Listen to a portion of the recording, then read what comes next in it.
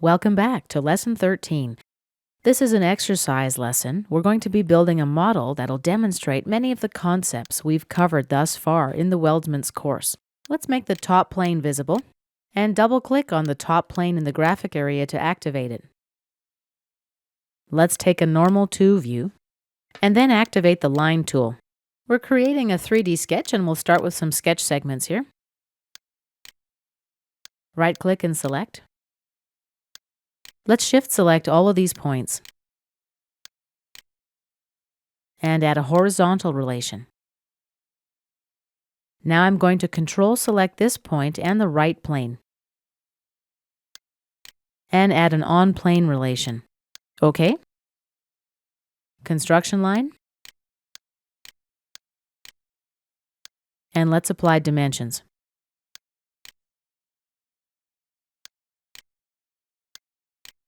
This dimension will be 50 millimeters. OK. And the radius here, 100 millimeters. OK. Let's make this angle 60 degrees. OK. Smart dimension. Activate the point tool. Let's place a point right about here. Right-click and select. Now let's shift select the point, the line, and the arc, and add an intersection relation. OK. Let's take an isometric view. Double-click in the graphic area to deactivate the top plane. Hold down the Control key, grab the plane, and drag it up. And we've created a 3D sketch plane. If you don't see the plane, go to View, 3D Sketch, Sketch Planes. Let's dimension the position of the plane. Say 60 millimeters. OK. And double-click the plane we just created to make it active. Let's take a normal 2 view. I'm going to drop a couple lines, one about here and there. Right-click and select. Let's activate the point tool now. Move the cursor along the origin point until the normal 2 relation symbol appears. Right-click and select. Now select this point and Control select this point, and let's add a horizontal relation. Select this point and shift select this point and add a vertical relation. Smart dimension tool. 50 millimeters. OK. And 50 millimeters here as well. OK.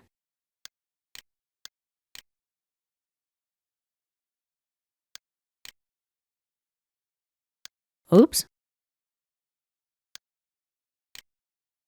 OK, let's try that again. I want an angular dimension, 110 degrees. Now let's take an isometric view and double-click in the graphic area to deactivate the 3D sketch plane. Now I'm going to activate the line tool and connect these 2 points. Right-click select, and my sketch is black and fully defined. Let's exit our sketch now. Let's hide the top plane now. Right-click, hide. And let's hide the 3D sketch plane as well. Go to View, mouse down to 3D Sketch, unselect Sketch Planes. On the Weldments tab, activate the Structural Member tool. Under Standard, I'll stick with ISO. Type, square tube.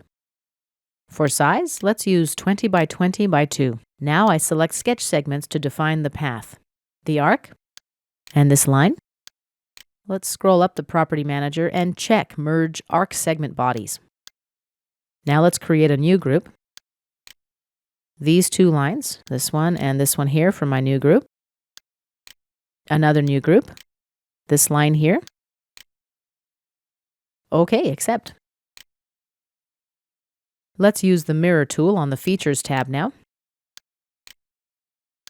For the mirror face or plane, we'll use the front plane.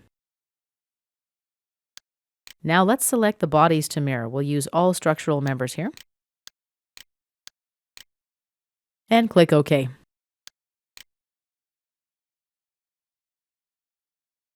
Next, we need to trim this end and this end here. Let's activate the Trim Extend tool on the Weldments tab. First, we select the bodies to trim.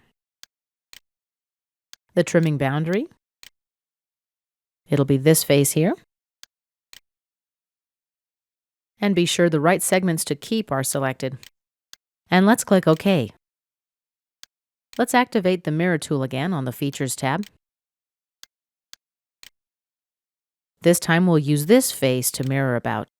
Bodies to mirror. Let's mark our selections.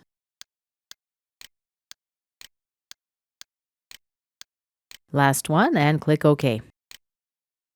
Let's take an isometric view. Lastly, we'll use a Combine. Go to Insert, Features, Combine. We simply click the bodies to combine. Now we select the operation type, Add, and click OK. Let's do it again.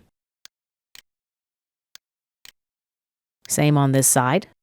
Add and click OK. Another combine. These segments here. Add and OK. And another combine. OK. Lastly, let's update the cut list. Right-click, Update.